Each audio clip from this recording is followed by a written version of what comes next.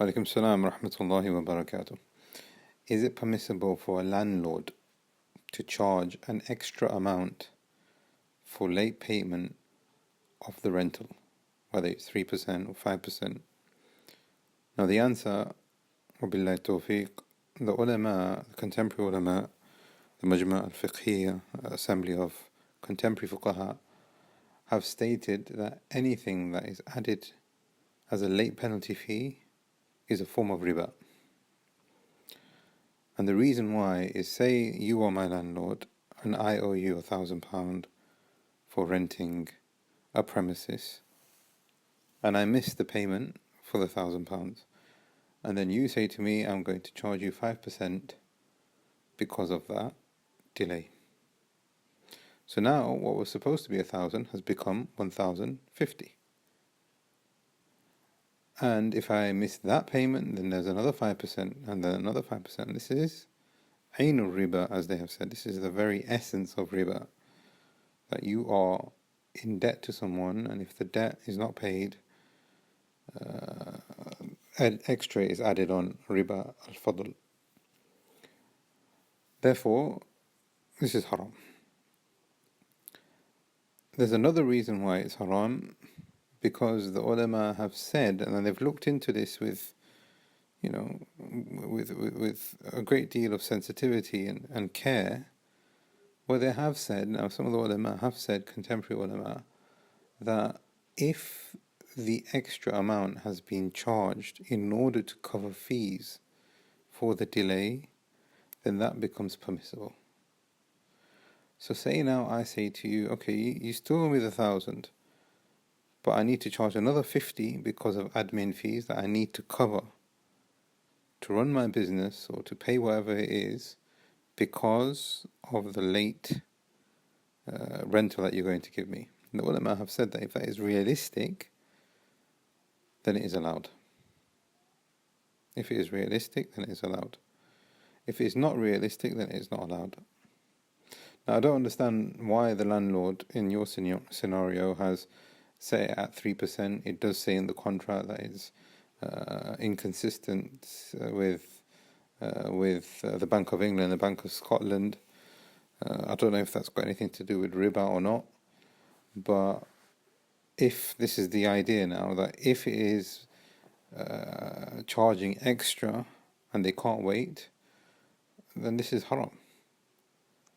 And I don't think it's inconceivable for us to say that the landlord can't wait a month or 2 months without having to charge the extra.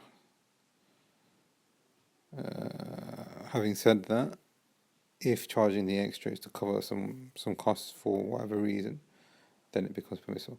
Now, there is a very important principle, which is that what you have rightly mentioned, that there is no rental agreement except that it's going to have something like this in it. And it's not just rental, it's more or less every single contract, even mobile phones, etc. What do we do in that scenario? The ulama have said out of necessity it's permissible to get involved in a contract where the condition is not Sharia compliant, and out of necessity is allowed, and it doesn't nullify the contract.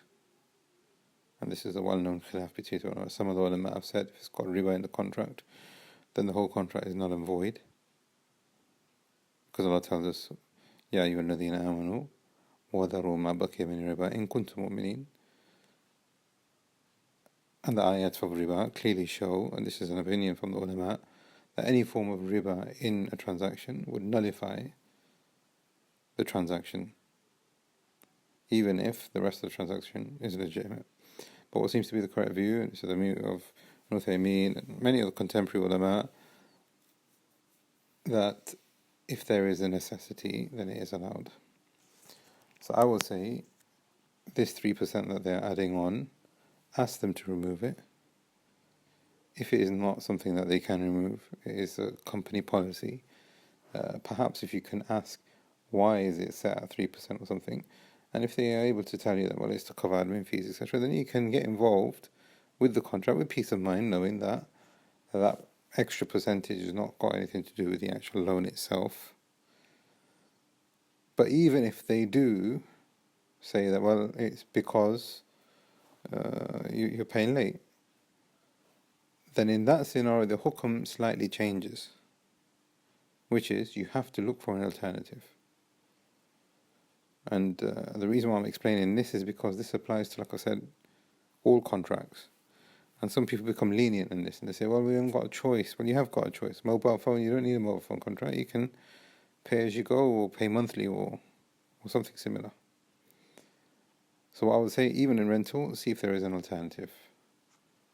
And if there is no alternative, then, inshallah, like I said, out of necessity, it is then permissible, and this is the fatwa given by Uthaymeen and many other contemporaries. We ask Allah subhanahu wa ta'ala to make easier affairs for you and for the Muslimun. هذا والله أعلم. السلام عليكم ورحمة الله.